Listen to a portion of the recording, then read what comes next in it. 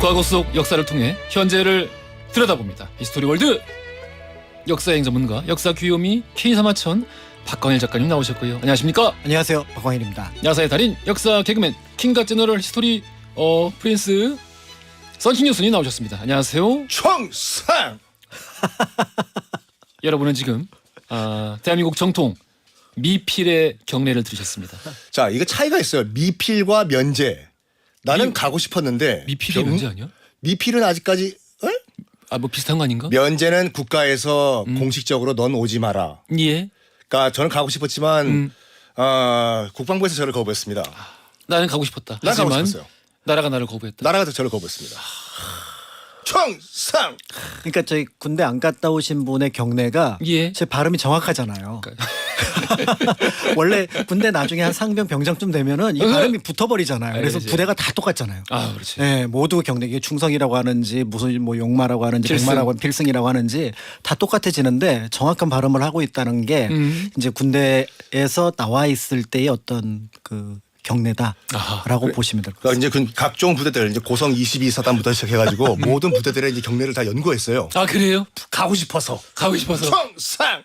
이 원래 이제 어이구야. 다녀오지 않으신 분들이 굉장히 뭐랄까요? 열심히 하시죠. 많이 깊게 파시는 경우가 있어. 오히려 밀리터리 덕후들 예. 밀떡 가운데서 면제분들이 많으세요. 아닌 게 아니라 진짜 그 말씀 드린 거예요. 그 실제로 되게 진지하게 그러니까 공부하고 그 아예 정말 학위를 그쪽으로 따시는 분들도 계시더라고요. 정말 난 탱크 근처에 가고 싶었는데 나 못 가봤다. 그 탱크 연구하시고 전투기를 타보고 싶었다. 못 타니까 난 전투기 연구하고. 그럴 수 있지요. 그러고 보니까 논산훈련소 조교 출신이시네요. 예, 그런데요. 그러니까 무서워가지고. 앞으로 나란히 하세요. 나란히. 네. 예, 자 그러면은 오늘 뭐 그 전에 조현진님께서 다들 지치는 목요일인데 역사 이야기로 꽉 차게 편성하셨으니 오늘도 잘 들을게요 말씀해 주셨고 기대해 주세요. 자 오늘이 역사 속 군대에 대한 이야기를 해볼 텐데 일본 자위대가 인력난에 시달리고 있다. 이 뉴스 때문에 아마 계기가 되어서 오늘 주제가 이렇게 잡힌 것 같아요. 어떤 얘기죠? 일본 자위대 같은 경우는 일본은 일단 자위대는 헌법상 평화헌법 제9조에 따르면 군대가 아닙니다. 예. 교전권이 없으면 그 정식 군대가 아니죠. 예. 그러다 보니까 이제 징병이 안 되기 때문에 모병을 실시하고 있는데 연봉이 한 2,500만 원 수준이에요. 예. 뭐 그래가지고 자발적으로 젊은 피가 수혈이 안 되다 보니까 할 리가 없지. 그렇죠. 그러니까 인력난이 굉장히 심각하다고 합니다. 그래가지고 정말 나이가 거의 정년에 가까운 그런 장교급 군인들도 최전방에서 근무를 하고 있다라는 뉴스가 나오고 있는데 하하. 자위대 뭐 우리 박광일 작가님도 아시겠지만 그 시작 자체는 경찰 예비대잖아요. 그렇죠. 예. 경찰 예비대 그러니까 이제 메가더 사령부 같은 경우에는 일본의 군대를 아예 그냥 존재하지 않게 만들려고 했었어요. 그랬죠. 그래서 경찰 예비대라는 걸 만드는데 최소한의 치안을 유지하려고 나머지 치안은 그 GHQ라고 해서 연합군 사령부에서 미군이 담당을 했어요. 근데 갑자기 빵 변수가 터지네. 한국전쟁. 바로 6.25요. 그렇습니다. 그래서 주일 미군의 상당수가 한반도를 건너가다 보니까 치안 공백이 생기잖아요. 그래가지고 어차피 미군은 한반도 건너가야 되니까 치안 공백을 경찰 예비대가 조금 더 덩치를 키워가지고 담당하라. 이것이 우리가 알고 있는 자위대의 시작이죠. 그러니까 이게 한국 전쟁, 그러니까 6.25 전쟁이라고 이제 부르는 게 더 적합하다고 하더라고요. 네. 예, 6.25 전쟁 같은 경우가 일본을 미국의 어떤 병참 기지화하는 것이 여러모로 이 동북아 전략에 굉장히 필수적이고 중요하다라는 그렇죠. 어떤 일종의 깨달음을 주었다고 하더라고요. 예, 이때의 이야기가. 그러니까 이제 그게 결국은 지금까지도 어떤 부분에서는 동아시아의 어떤 그 세계 전략의 하나의 축이 되었다라고 볼 수가 있는 것 같고요. 그러니까 제가 이제 얼마 전에 그 부산에 다녀왔는데 우리나라에 세계 유일한 유엔 묘지가 있습니다. 예. 근데 유엔 묘지에 놀랍게도 사실 아시는 분은 아시겠지만 미군 병사 전사자의 무덤이 단 한 기도 없습니다. 그 이유가 바로 뭐냐면 모든 미군 병사는 본국에 유해를 예. 묻는다라는 원칙이 있었는데 그렇게 했을 때 지나갔던 장소가 일본의 고쿠라라고 하는 소창이라고 하는 동네를 지나가서 거기가 일종의 병참기지 역할을 했었거든요. 이제 그런 것들을 염두에 두면은 6.25라고 하는 전쟁하고 일본하고 또 뗄래야 뗄 수 없는 관계 이런 것들을 이제 짐작해 볼 수 있는 부분도 있는 거죠. 한국 전쟁 터지자마자 당시 이제 일본 수상이 이제 시게루 수상이었는데 예. 딱 이런 말 했다고 하죠. 그래요. 솔직히 말해가지고 유명하지. 예? 유명하지. 유명하죠. 그 태평양 전쟁에서 이제 일본이 패전한 다음에는 도쿄는 이제 풀 한 폭이 없는 그냥 구석기 시대고 일본은 굶어 죽었으니까 사람들이 예. 그런 상황에서 한반도의 전쟁이 터지자마자 시게루 수상이 음. 신이 일본을 도왔다. 그렇지. 천우신조다. 이런 말했지. 그러니까 한국 6.25 전쟁 덕분에 이 자위대가 만들어질 수 있었고 그렇죠. 이후에 또 왜? 참, 예, 그 산업 발전의 어떤 발판까지 마련할 수 있었다는 거. 근데 뭐 역사에 뭐 가정도 없고. 그렇습니다. 예, 네, 예. 있는 것 그런 자체를 문제니까. 분석하는 그렇습니다. 것 이런 게 필요한 거죠. 자위대 같은 경우 이제 평화헌법 얘기 계속 나오고 있고 아마도 지금 총리 때에서 평화헌법 개정되지 않을까라는 이야기도 계속 나오고 있는데 실제 여론조사를 한번 보았거든요. 저도 그 평화헌법 관련해서 이제 관심이 많아서 제가 좋아하는 일본의 감독이나 작가들이 다 이 평화헌법 개정에 반대를 하는 이 모임 멤버들이셔가지고 관심 있게 좀 봤었는데 일단 평화헌법 개정에는 대다수가 찬성을 하고요. 국민들이 일본의 국민들이 시민들이 그리고 그런데 요게 조금 다르더라고요. 세부 항목에서 이 외부의 침략을 받았을 때 대응할 수 있는 군대를 갖는 것에 찬성을 하는 것이고 먼저 공격할 수 있는 것 군대. 이게 항목이 다 따로 있더라고요. 헌법에 다 항목이 따로 있는데 그 항목을 이것도 없애야 된다고 생각하는 사람은 그러니까 우리가 먼저 공격할 수 있는 나라가 돼야 된다. 이런 것까지 찬성하는 사람은 아직 없더라고요. 예, 정말 뭐 아주 극소수. 그래서 일단 한번 지켜봐야 될 것 같고, 근데 아무래도 지금 돌아가는 상황 봐서는 평화헌법 개정될 것 같다. 예, 그렇죠. 개정될 네. 것 같습니다. 이른바 보통국가. 네. 예. 어떤 보통 국가일지. 근데 이 대부분에서 말하는 거 이 보통 평범한 국가가 말 그대로 교전권을 가지고 먼저 선전할 수 있는 그런 국가다. 이건데 그렇게까지 가면 안 되죠. 그렇죠. 그렇습니다. 자, 그러면은 이를 계기로 해서 이 뉴스를 계기로 해서 오늘 꾸며본 주제 역사 속 군대 어떤 얘기가 나올까요? 그러니까 그 처음에 이제 이게 자위대 관련된 얘기가 사실은 이제 병력 자원에 대한 문제고요. 우리나라 역시 지금 이제 계속 인구가 줄어들고 있으면서 큰일입니다. 그러니까 징병을 하고 있지만 병력 자원 자체가 줄어들 가능성이 굉장히 높다.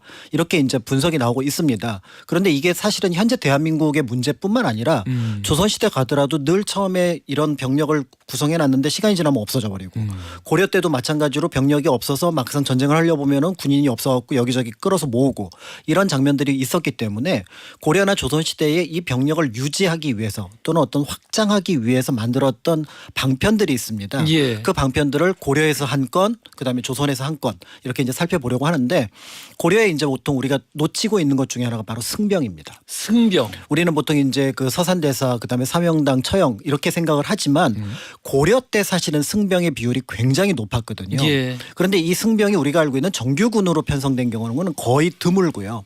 그런데 이들이 예비군의 형태로 존재를 했던 거죠.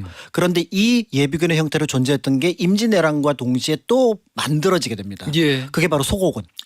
우리가 국사 시간에 분명히 지방군으로 배웠는데 소고군은 도대체 뭐지? 어떤 의미지? 이런 얘기를 하는데 요 두 개가 사실은 고려와 조선의 예비군 체제거든요. 소고군이 네, 사실은 대한민국이 병력 자원은 얕다고 하더라도 예비군의 숫자가 장난 아니죠. 수백만을 헤아리고 있으니까 총 주면 지금 바로 쏠 수 있는 그러니까 언제든지 사람들이. 나가서 총 쓸 수 있는 사람들이고 그다음에 어떤 작전 명령에 따라서 그 업무를 수행할 수 있는 사람들이 그렇습니다. 있다는 것 이게 굉장히 무섭거든요. 예. 그런 면에서 요 내용을 한번 살펴보려고 준비했습니다. 저는 아직도 크레모어도 설치할 수 있어요.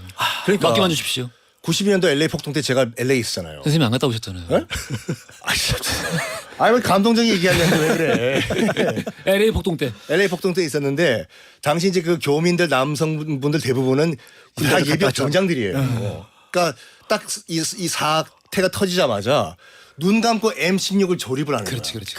그러니까 물론 이제 겨냥해서 쏘진 않았지만 이제 위협 사격을 했죠. 근처에 오지 말라고. 그러니까 그 이제 미국 같은 경우에는 이제 이 인구가 3억으로 봤을 때, 그러니까 지금 등록된 총기만 3억 5천 정이에요. 그렇습니다. 그래서 인구보다 더 많아요. 그러니까 누구나 다 집집마다 한정씩은 있다는 통계거든요. 근데 문제는 뭐냐면 잘 못 쏴요. 정식 훈련을 안 받았기 때문에. 그래서 그 LA 폭동 이후에 그 인식이 약간 안 좋은 방향으로 흐른 게 뭐냐면 한인 남성들은 다 스나이퍼들이다.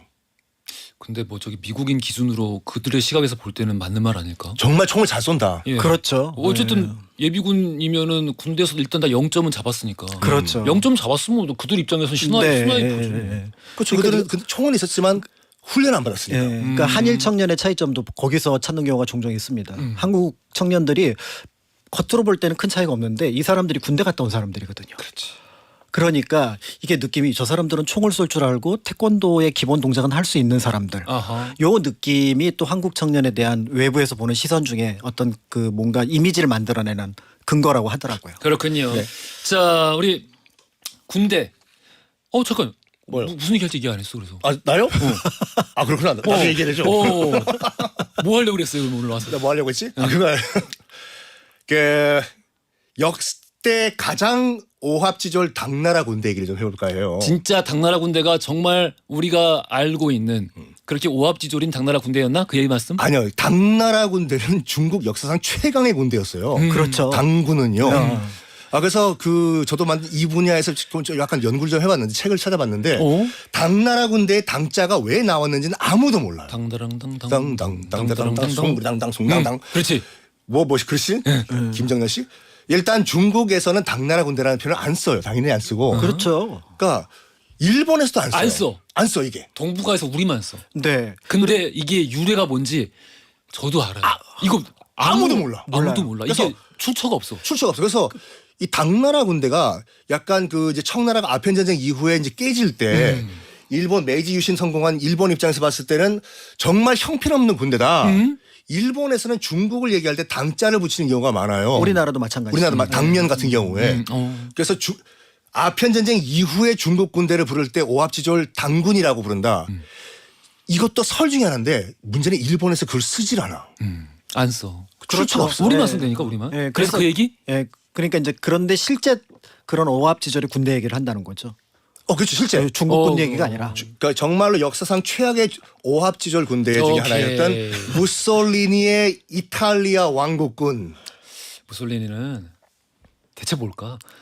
아니, 그러니까 추축국이었잖아요. 이탈리아가요. 독일 히틀러와 손잡고 추축국이었잖아요. 그렇죠. 일본과 함께. 네. 저는 히틀러가 상당히 똑똑한 사람이라 생각을 하거든요. 그 우리가 이게 알려진 것보다는 그냥 미친 망상가가 아니라 어느 정도 똑똑한 사람인데 이 사람이 제일 오파하는 것 중에 하나가 스탈린을 믿어도 된다는 거랑 그래. 무솔리니랑. 이태리가 그래도 아주 최소한의 정상적인 군대의 역할을 할 수 있을 거라 착각했어. 노노노노노. 정말 최소한의. 그러니까. 그래서 히틀러의 최악의 실수 중에 하나가 이탈리아 무솔리니와 동맹을 맺은 거예요. 그러니까 그 이탈리아 그러니까 추축국 뉘른베르크 전범 재판 받아야 돼 원래는요. 아이고. 근데 봐줬어. 너무 뭐 사실 기여한 게 없어. 한 게 없어. 그래서 북아프리카에서의 무솔리니 군대가 어떤 짓을 했는지 말씀드릴게요. 오케이, 알겠습니다. 자, 우리 군대 이야기 사실 이게 우리 뭐 즐겁게 웃으면서 얘기했습니다만은 우리 얘기만 지금 생각을 해보더라도 조금 답답한 게 사실이에요. 아까 잠깐 언급해 주셨지만 네. 계속해서 우리 군대에 갈 수 있는 자원은 줄어들고 있고 근데 이게 사실 중요할 수밖에 없는 게 단순히 뭐 우리나라 병력 수가 이거밖에 안 돼요의 문제가 아니라 이 한미일 그러니까 그 동북아 그 미국의 구상 안에 있는 동북아 이 평화 안보 전략 상에서 우리나라의 최소한의 병력 수가 사실 정해져 있는데 그렇죠. 그 수라는 거는 뭐 인구 대비 이렇게 정하는 게 아니라 우리가 유의미한 전략 자원일 수 있는 최소한의 조건. 그렇죠. 그러니까 이 동북아 이게 중국이랑 그러니까 중국과 북한을 두고 우리 남한과 또 우리 일본이 있는데 여기에서 미국이 이 판의 전략을 짤 때 한국을 패스할 것이냐 아니면 패스하지 않고 작전 수행에 그렇습니다. 동반자로 둘 거냐. 자원으로 활용할 수 있느냐의 문제를 판단할 때 최소한의 숫자가 있는데 이 숫자가 지금 아직 이제 아슬아슬한 거죠. 이제 거의 끝났다고 봐도 그렇죠. 왜냐면은 이거 지금 역전할 수 있는 방법이 없잖아요. 우리 이미 징병제인데 어떡하죠? 진짜 아무튼 이 생각하면은 참 답답하기도 하고 암담하기도 한데 언제나 그렇듯이 우리가 언제나 그랬듯이 방법을 찾을 거라고 생각을 하면서 믿습니다. 오늘 역수속 군대 이야기 이따가 우리 3부에 가서 본격적으로 따라보겠습니다. 왜냐면 우리 뭐 좀 시간이 다 됐어요. 앞에서 뭐 얘기 재밌는 얘기 많이 했는데. 뭐. 자 그러면은 노래 나가기 전에 한 2분 남았는데 무슨 얘기 하려고요? 아니야 괜찮아요. 아 그래요? 3부를 좀 더 많이 하면 돼. 그렇지. 자 우리 역수속 군대에 관련된 이야기 돌발 퀴즈를 드릴 텐데 돌발 퀴즈 어떤 내용일지 드릴게요. 신라의 삼국 통일을 이끌었던 핵심 전력이 있습니다. 처음에는 청소년 수련단체로 시작을 했는데요. 이후에는 군사력 증강에 큰 기여를 했고요. 이름이 좀 이상하긴 하죠. 꽃처럼 아름다운 사내 라는 뜻의 이 조직의 이름은 과연 무엇일까요? 보기 드립니다. 1번 별기군, 2번 삼별초, 3번 화랑도. 이거 뭐 힌트가 있을 수가 없죠 이건요. 그렇죠. 난 좀 이상해 이거. 뭐가요? 나는 이쪽 역사, 이 신라 역사 볼 때 이 네. 조직이 과연 진짜 군사 조직으로서 이거를 군사 조직이라고 봐야 되는가? 뭐 이준익 감독의 화랑 뭐죠? 저기 황산벌 보면은 관창 방골 잘 묘사 잘 돼 있잖아요 왜? 이 너무 좀 그래요. 그러니까 청소년 집단인데 근데 그 집단을 그러니까 전사 집단으로 낮추는 작업 요 작업을 했다라고 볼 수가 있고 그런 면에서 볼 때 사실은 이게 그 시기뿐만 아니라 여기를 거쳐왔다는 게 중요합니다. 그러니까 당신은 장군인데 그 시기를 거쳤느냐 그 시기를 거치지 않았느냐에 따라서 그래서 김유신도 김춘추도 이 시기를 거쳤거든요. 그러니까 지휘관으로서 인정을 받았다라고 본다 그러면 일종의 청년사관학교 이런 의미로 그러니까 그들 자체가 즉시 전력이 아니라 일종의 예비 전력이지만 어떻게 보면 엘리트 교육을 받았느냐 지휘를 해봤느냐 이런 의미로 보시면 좋을 것 같아요. 근데 또 어떤 측면에서 바로면은 약간 젊음을 치어리더처럼 활용하는 측면이 또 보여가지고 그 당시에는 또 이제 그런 게 중요한 부분들이 있었고요.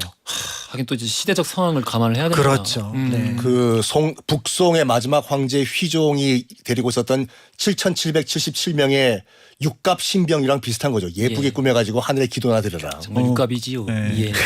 육갑 신병. 육갑 신병 이야기했습니다. 뭔 소리야? 우리 9111 쓰시는 분이 요즘 팟캐스트로 정주행하고 있는데 맨날 당나라 군대 엄청 강했다까지만 나와 있고 다음에 자세히 해놓고 안 하셨는데 오늘 나오나요? 하셨는데 오늘도 안 나오는 거잖아. 당나라 군대가 엄청 강했다. 당나라 군대는 어디서 나왔냐? 아무도 몰라요. 그러니까 이 얘기를 9111 쓰시는 분 전에도 맞아요. 저도 기억나는데 이 얘기를 저희가 확 답을 드릴 수가 없는 게 몰라요 우리도. 네, 그러니까 오히려 이것보다는 당나라 군대가 어땠는지를 한번 특집을 잡아보면 좋을 것 같아요. 당나라 군대는 실제 강했다고. 네, 그러니까 기록에서 서린기라든지 나오는데. 그다음에 이제 그 예를 들어서 그 티벳을 공격했던 그 장면이라든지 이런 장면들을 보면은 당나라 군대가 우리나라에서 또 어떻게 그 삼국 시대에 나타났는지 이런 모습들을 보는 것도 재밌을 것 같아요. 아니 우즈베키스탄까지 쳐들어간 고선지 장군 봐봐요. 그쪽 고선장. 전 세계 어디에도 이 당나라 군대가 어떤 약한 군대, 허무맹랑한 조직 이런 것에 대한 단초나 모티브가 전혀 기록이 남아 있지 않은데 우리나라만 있어요. 한국에만 있어. 네. 동부가 삼국에 없어. 희한합니다. 노래 들으면서 3부로 가겠습니다. 힌트 우리 필요 없지. 자, 짧은 건 50원, 긴 거 100원 드는 문자 샵1035번이나 무료인 고릴라 보내주세요. 자, 넥스트의 라젠카 세이버스 적절하지요. 이 곡 들으면서 3부로 갈게요. 허지용 쇼.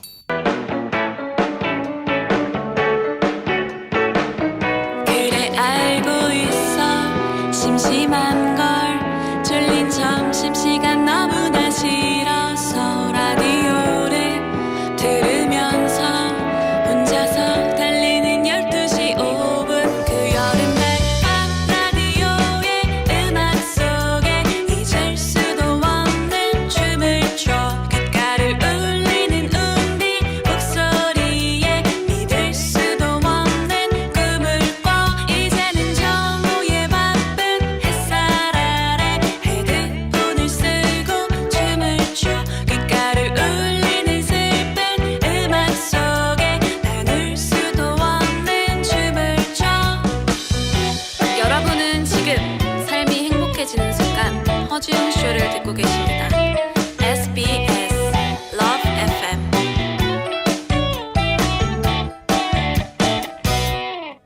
허지웅쇼 3부로 돌아왔습니다. 오늘 히스토리월드 역사 속 군대에 관련된 이야기 함께 해볼 거예요. 시간 없어. 자, 바로 들어갈게요. 네, 제가 먼저 하겠습니다. 예.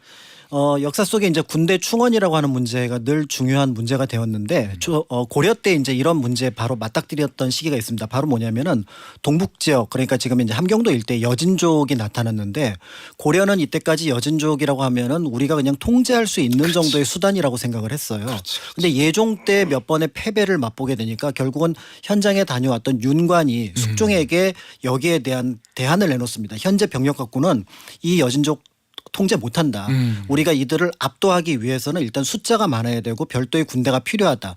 그렇게 해서 만들어졌던 게 그 유명한 별무반이라고 하는 그러니까 고려에 어떻게 보면 총동원령을 내려서 만든 군대. 예. 당시 병력 기록을 보면 17만 명이라고 얘기를 하니까 예. 고려 역사 속에서 강감찬이 이끌었던 한 20만을 제외하고는 가장 큰 숫자에 해당하는 병력을 이때 모았습니다. 예. 그러니까 여기에 이제 당연히 그 전에 이제 그 여진족을 맞서기 위해서 기병도 만들었는데 이제 자원 자체가 부족하다 보니까 그 자원을 추가로 편성했던 게 바로 뭐냐면 항마군. 항마군. 마귀를 항복시키는 군대. 아, 멋있다. 그러니까 이제 마귀라고 하는 거는 적군을 그렇습니다. 가리키는 거니까 예. 그 적군을 마귀라고 부를 수 있는 존재들은 이제 승려들이었을 거고 그런 면에서 승려로 조직된 부대를 만들었던 것. 엑소시스트네. 그렇죠. 예. 그러니까 이제 보통 우리가 뭐 마귀라는 표현을 일상에서는 거의 쓰지 않는데 예, 예. 종교에서는 쉽게 쓰는 말이고, 그다음 불교도 보면은 마귀, 악마 이런 것들이 자주 등장을 하거든요. 자, 그런 면에서 이때 이제 우리가 알고 있는 승병이 조직되었다 이렇게 보니까 어떤 의미에서 보면은 승병이 이때만 있었나라고 하지만 실제로 고려는 늘 일상적으로 이 승려들을 예비군 병력으로 활용을 했다라는 것들을 짐작해 볼 수가 있는데요. 이제 고려 때 여러 자료들을 보게 되면은 승려라고 표시된, 그러니까 승이라고 표시된 거 말고 수원승도, 그러니까 승려 무리이긴 한데 절에 따라가는, 절을 따르는 수원. 숫자가 이제 따를 숫자가 되거든요. 예. 그러니까 이런 어떤 그 묘사들이 나오는데 이들의 숫자가 적을 때는 몇백 명, 많을 땐 몇천 명이 기록이 돼 있습니다. 오. 그러면 한 절에 수행하는 승려가 이렇게 많을 리는 없거든요. 예. 그러니까 이들이 어떤 존재인지를 이제 분석하는 자료들이 있는데요. 이들을 분석을 해보니까 우리가 알고 있는 절에는 승려이긴 하지만 실제로 수행보다는 일을 하는, 오. 그다음에 뭔가 물건을 만드는 오, 예. 이런 어떤 승려들도 굉장히 많이 있고요. 그다음에 승려에 소속되어 있으면서 머리를 깎지 않은 상황에서 절 주변을 이렇게 뭔가 관리하는, 그러니까 그 당시 굉장히 절들이 부자였기 때문에 그렇죠. 이때 뭐 불교 숭상하던 시대니까. 그렇죠. 그러니까 예. 자연스럽게 그 근처에 있는 집이라든지 아니면은 뭐 그 택지라든지 이런 것들을 관리하고 또 어떤 농사도 지었던 이런 인물들을 모두 모아서 수원승도라고 하지 않았을까. 아하. 그럼 그 숫자가 몇백에서 몇천이면 예를 들어 절 한 10개만 모으면은 1, 2만을 금방 아이고. 헤아릴 수 있는 숫자가 나오는 거죠. 뭐 연대급이지 뭐. 그렇죠. 예. 그러니까 이제 이런 정도의 규모가 만들어졌는데 실제로 이런 내용들을 짐작해 볼 수 있는 것들이 무신정권기의 조이총이라는 사람이 반란을 일으키는데 경문을 돌립니다. 경문을 돌리는데 뭐라고 경문을 돌리냐면은 우리가 지금 서북 지역의 40개 성의 군대와 요거까지는 쉽게 이해가 되는데 1만 승병을 이끌고 간다. 그러니까 이 1만 승병을 실제로 모았는지는 알 수가 없고, 그다음에 예. 조이총이 나중에 이제 패퇴를 했기 때문에 그 어떤 성과는 차후에 이제 다르게 분석을 해야 되겠지만, 그런데 이 경문에 1만 승병이라는 걸 썼다는 얘기는 저쪽에서 그걸 듣고 대체로 저 정도 병력이 있겠구나라고 믿었다는 점. 이게 너무 얼토당토 않으면 아, 그렇죠. 쟤 거짓말하는구나. 우리 뭐 지금 3천만. 그렇죠.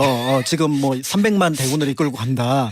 뭐 이렇게 하면은 뭐지? 그러면은 오히려 무시를 당할 텐데 그럭저럭 믿을 만한 숫자를 이쪽에서 만들어냈기 때문에 그 1만 승병이라는 숫자가 나오지 않았을까? 이렇게 이제 짐작을 해보면 결국은 이들이 이제 그랬던 그 병력의 역할을 했던 걸로 보여지고, 이게 가능했던 이유는 고려 시대의 절이 절 이상의 역할을 합니다. 그랬을 것 같아요. 네, 중세의 교회나 수도원의 역할을 한번 생각을 해보시면 될 것 같은데, 주요 이제 귀족들이 A 귀족하고 B 귀족이 서로 뭔가 회담이 필요해요. 그럼 각각의 영지에서는 만날 수가 없으니 골프장이야 우리가. 그렇죠. 그럼 예. 중간에 있는 수도원 아니면 성당에서 만나자. 그렇지. 라고 하면서 거기서 뭔가 담판이 벌어지고 또 거기서 뭔가 선언이 이루어지고 예. 이런 일들이 벌어지는 것처럼 고려의 사찰이 준 정부기관이거나 준 공공기관이었던 거죠. 그러니까 예를 들어서 흥왕사 같은 경우는 아예 대놓고 고려의 별궁으로 표기가 되기도 합니다. 예. 그러니까 무신 정권기에 보면은 무슨 무신들이 여기저기 절들 왔다 갔다 하는 게 사실은 그게 준 정부 기관을 왔다 갔다 하는 그런 의미라고 보시면 될 것 같아요. 정치하는 공간이죠. 그렇습니다. 예. 그러니까 자연스럽게 이들은 어떤 의미에서 보면은 자신들의 어떤 경제력, 정치력을 유지하기 위해서 또 일정 병력을 가지고 있었겠다. 이제 이렇게 볼 수가 있는 건데요. 이제 이런 의미에서 아까 말씀드렸던 윤관이 별무반을 구성했다 이런 것들이 보여지게 되고 우리가 알고 있는 고려 말에 굉장히 중요한 사건 중에 하나가 바로 뭐냐면 이제 진포대첩이라고 해서 최무선이 화통도감으로 그 이제 대포를 이용해서 그렇습니다. 그 군산에 있었던 외구의 어떤 배들을 깨트리는 작업을 하게 되는데 바다에서. 예. 예. 그런데 이때 그 최무선이 화통도감을 어느 정도 만들고 나서 각 정부에다가 경문을 하나 요청을 합니다. 전국에 있는 절에서 큰 절은 2명, 작은 절은 1명씩 대포를 쏠 승려를 뽑아달라. 오호. 그러니까 우리가 알고 있는 이 진포대첩의 주력으로 대포를 쐈던 병력이 놀랍게도 승려일 가능성이 굉장히 많습니다. 그래서 한번 해보고 최무선이 이게 그냥 애초에 승병 중에서 뽑자. 그렇죠. 아하. 왜냐하면 이미 그 화약이라든지 병기구나 이런 것들을 상당 부분 절에서 제작을 했거든요. 그럼 우리나라 포병의 원조는 사실 그러면 포승이네요, 포승. 그렇다고 봐야 되는 거죠. 오호. 그러니까 그런 의미에서 볼 때 이 진포대첩에서 이거를 뽑았고 나중에 이제 최영 같은 경우 여러 전투에 나가면서 병력이 부족하니까 이런 얘기를 합니다. 고구려는 3만 승병이 있었다고 한다. 요거는 이제 그 말을 확인할 방법은 없습니다. 예. 그렇지만 최영이 고구려 때 3만 승병이 있다고 얘기를 했던 얘기는 거꾸로 얘기하면 고려에도 그 정도 승병은 모아야 되는 거 아니냐. 이런 얘기를 짐작해 보기 한다는 점에서 우리가 알고 있는 이 승병이라고 하는 것이 우리가 굉장히 그러니까 조선시대에 갑자기 나타난 것이 아니라 계속해서 존재했던 것이라고 볼 수가 있는데 예. 문제는 이제 그만큼 그들에게는 권리가 있었기 때문에 의무로서 예비군 역할을 했겠다. 이렇게 볼 수가 있는데 이제 권리는 사라지고 그렇지. 의무만 남은 게 이제 우리가 알고 있는 조선시대고 조선시대. 되고 더불어서 이제 억불숭유에 대해서 생각해 볼 수 있는 게 뭐냐면 이게 이념의 실천이기도 하지만 절들이 부자이고요. 그렇습니다. 절들이 굉장히 많은 땅을 가지고 있고 많은 인원을 갖고 있습니다. 그럼 이들을 병력으로 동원시키고 또 그 재산을 국고로 환수하는 과정이 사실은 억불숭유의 중요한 또 어떻게 보면 시행 이유이기도 했던 거죠. 그러니까 이 조선 초기에 사병 혁파가 이 굉장히 뭐랄까요 이방원의 아주 주요한 사업이었다면은 굉장히 비슷한 맥락에서 그렇죠. 사병혁파 이전에 사실은 각 지역에 사병이 있었던 겁니다. 그렇습니다. 그게 바로 승병이었던 거고 그 절들을 어떻게 보면 국고로 200 몇 개의 절을 빼놓고는 다 없앤다라고 하는 의미는 사실은 거기에 있었던 병력들을 일반 병력이나 아니면은 또 때에 따라서는 관에서 필요한 인원으로 바꾸는 작업 이런 것들을 했지 않았을까 이렇게 보여진다는 점에서 고려시대 내내 승려들이 승병으로서 예비군으로서 역할을 했을 거다. 그런데 이제 그때 최무선은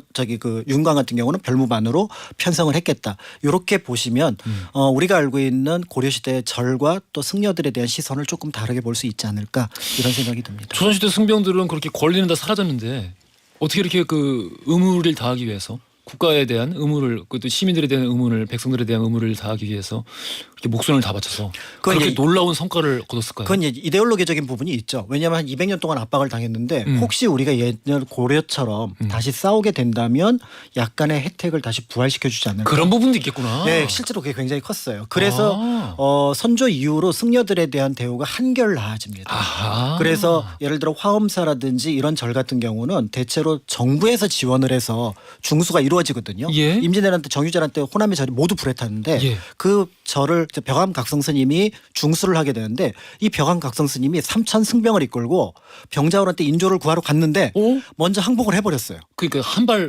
늦었어. 네, 그래서 나중에 뭐 하냐면은 그러면은 성이라도 쌓자. 아. 그런 어떤 역할을 했기 때문에 나중에 이제 어떻게 보면은 좀 정부에서 불교에 대한 어떤 융통성 있는 태도가 나왔다라고 볼 수가 있는 그러니까 거죠. 재밌다. 도요토미 히데요시가 생각지 못했던 변수가 뭐냐면 저거예요.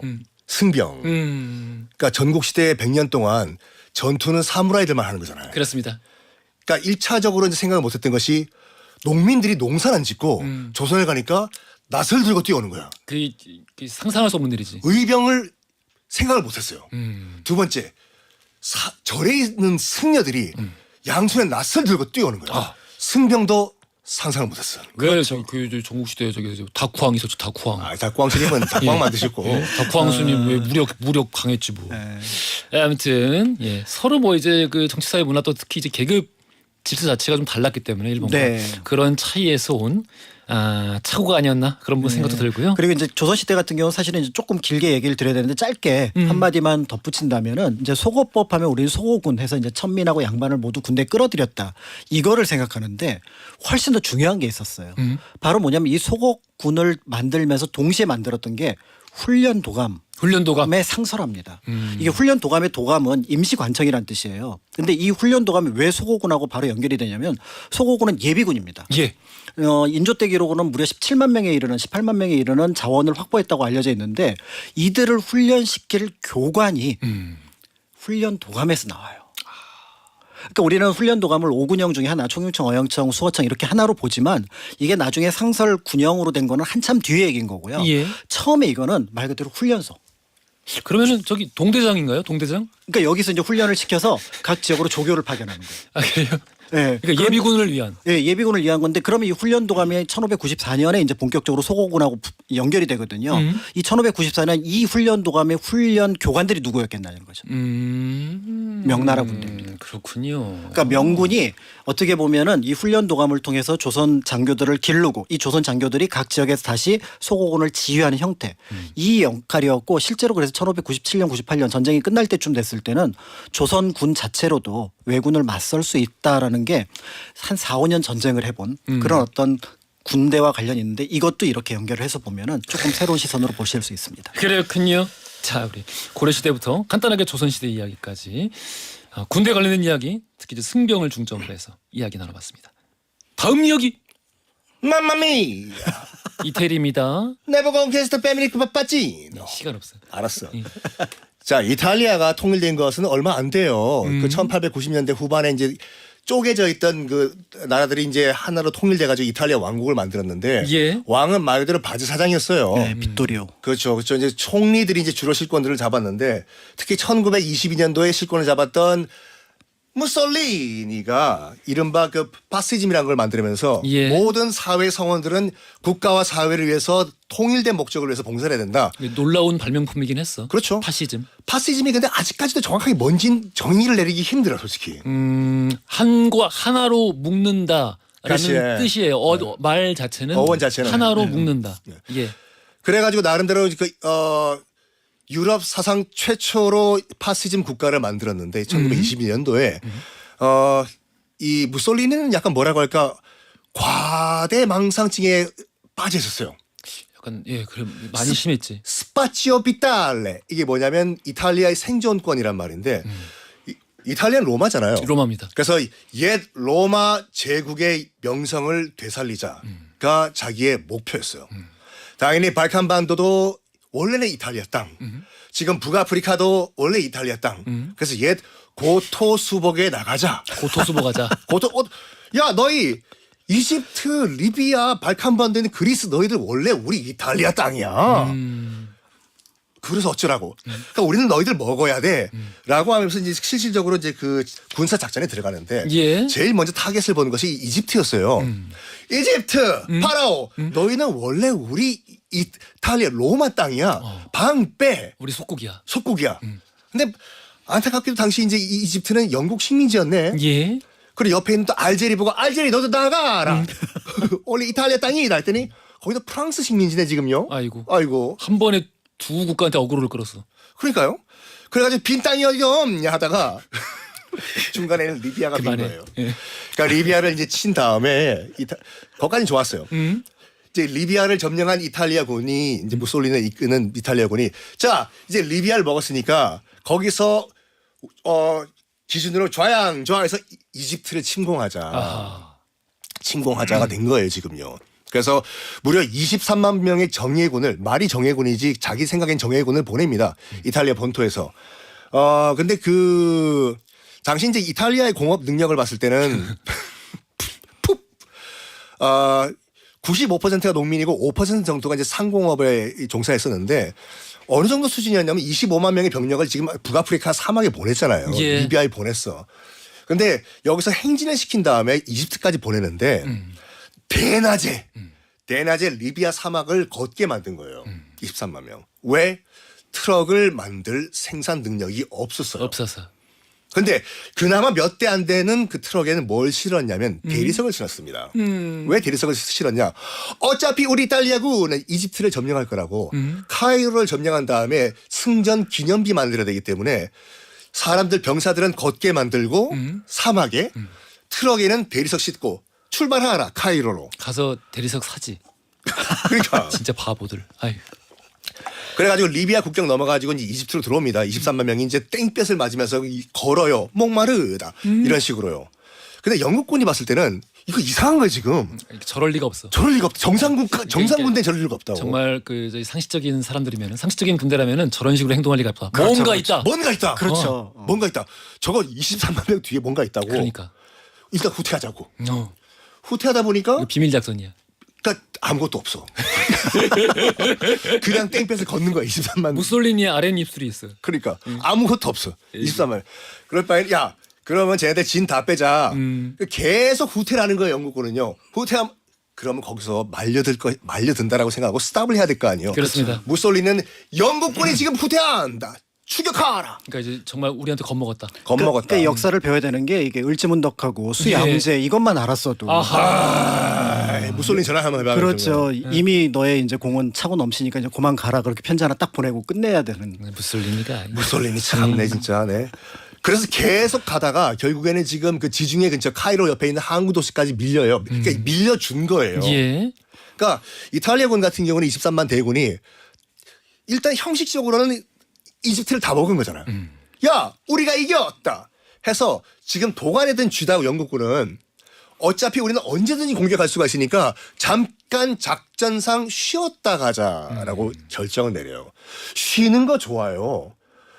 근데 너무 오래 쉬었어. 3개월 동안. 3개월 동안 쉬면서 파티를 매일 그 본국에서 실탄을 달라는 게 아니라 이 지휘관들이 와인 보내달라. 아이고. 음반 보내달라. 우리 아이고. 파티하게. 어이구. 그 3개월 동안 영국군이 보지 안 되는 거예요. 그러니까 이상한데. 이거 이상해. 뭔가 이게 뒤에 뭐가 비빌 언덕이 있어서 저러는 게 아니라 그냥 애들이 좀 이상한 것 같아. 3개월 동안 기다리다가 어? 야 쟤네들 진짜 아무것도 없다. 그냥 이상한 애들이다. 전 영국군 공격 아이고. 했는데 총 한 방에 탕탕탕 23만 대군이 바로 무너지면서 13만 대군이 포로가 돼버려요. 그러니까 조직력도 없고 실질적으로 그 현대전을 대비한 훈련을 받아본 적도 없고 아까 우리 이야기 나왔듯이 중공업 국가가 아니었어요. 그렇죠. 예, 전혀. 23만 대군 가서 13만이 지금 포로가 됐잖아요. 총 한 방에. 그 나머지는 지금 리비아 국경 넘어가지고 100km를 지금 전진한 상태였거든요. 아이고. 영국군이 치고 오니까 800km로 후퇴해버려요. 지금 여기서 무솔리니는 그러면 이 작전 실패하고 본국으로 귀환하라 예. 명령을 내려줬어요. 해줘야죠. 예. 전선을 또 만들어요. 어차피 우리 그리스도 이탈리아 땅이다, 로마 땅이다. 예, 제정신이 그나마 남아있는 예비군은 달달달 긁어가지고 그리스로 보내는데 그리스 정도는 쉽게 박살낼 줄 착각을 했어요, 무솔리니가. 그러면서 어떻게 하냐면 훈련도 안 시키고 그리스로 떠나는 모든 이탈리아 병사들에게 스타킹을 나눠줬어요. 그리스 여인들은 아름다우니까 선물로 주라고. 아이고. 넘어갔습니다. 그리스로. 박살이 나버렸네. 그리스 예비군들한테요. 이 소리를 듣고 무솔리니가 히틀러한테 연락을 해가지고 요번 한 번만 도와주면은 다음번엔 잘하겠다고. 막아주세요. 그때 히틀러가 굉장히 유명한 명언을 합니다. 이탈리베디시 아우토만. 이탈리아가 적국이었으면은 이게 사단이면 박살낼 건데 내 편이라는 이유 때문에 20개 사단을 보낼 수밖에 없다. 아니 근데 뭐 어떻게 자기가 동맹 맺어놓고. 그러니까요. 네, 뭐 누가 시켰나. 아니 너무 참 무솔리니 사진 보면은 맨날 이렇게 아랫뉴스 이렇게 내밀고. 턱이요. 굉장히 우람하게 생겼어요. 아니 그러니까 아무튼 대단한 사람이긴 한데 차라리 그냥 그 원래 이제 출발을 사회주의자로 출발했었잖아요. 그냥 사상가 쪽 혹은 그냥 원래 하던 대로 언론인 쪽으로 쭉 갔으면은 또 모르겠는데 결국 얼마나 많은 젊은이들을 죽음으로 몰아넣었을까. 그렇죠. 네. 그러니까 결론만 말씀드리면 시간이 없기 때문에 네. 무솔리니가 이런 끝났어요. 여러 가지 실수 끝에 이탈리아 자기 파시즘 정당에 의해서 축출당합니다. 그렇습니다. 그리고 나중에는 이제 도주를 하는데요. 히틀러가 이제 그 구조대를 보내요. 독일과 이탈리아 경계만 넘어와서 독일로 들어오면 내가 구조해주겠다. 근데 이탈리아에서 독일 국경을 넘기 직전에 독일군 병사 복장을 하고 있다가 딱 걸려요. 그렇습니다. 왜 그러냐면 당시 이탈리아 곳곳에 자기 사진들이 다 걸려 있었거든. 그래서 국경 넘기 직전에 농민한테 저기 독일군 병사 복장을 하고 있는데 이 사진 주인공이 당신 아닙니까? 나 아닙니다. 맞네. 국경 넘기 직전에 걸려가지고 결국은 비참한 생을 마감하죠. 슬린이 그 질질질 거의 이태리 전 국토를 질질질 그 사체가 끌려다니면서 제가 보기에는 아마 가장 끔찍한 독재자의 최후 중에 하나가 아닌가. 그 사진이 아직도 남아 있죠. 근데 너무 처참하더라. 클라라 애인과 함께 주유소에 걸려 있는 사진. 네, 너무 처참해. 그러니까. 근데 뭐 한 짓을 생각하면은 그렇게. 알겠습니다. 옷은 잘 입었어. 검은 셔츠단. 오, 너 검은 셔츠인데? 오요요요요 무솔리니. 이럴 수가. 한국의 무솔리니 허지웅입니다. 왜 이래? 자, 알겠습니다. 오늘 역사 속 군대에 관련된 이야기 나눠봤고요. 3번 화랑도가 정답이었죠. 허화숙님, 6535 쓰시는 분, 3607 쓰시는 분 세 분께 선물 보내드리겠습니다. 아예 재밌었어요. 늘 이 시간은 좀 더 길었으면 좋겠어. 박가일 작가님, 썬킴 교수님이었어요. 감사합니다. 감사합니다. 감사합니다.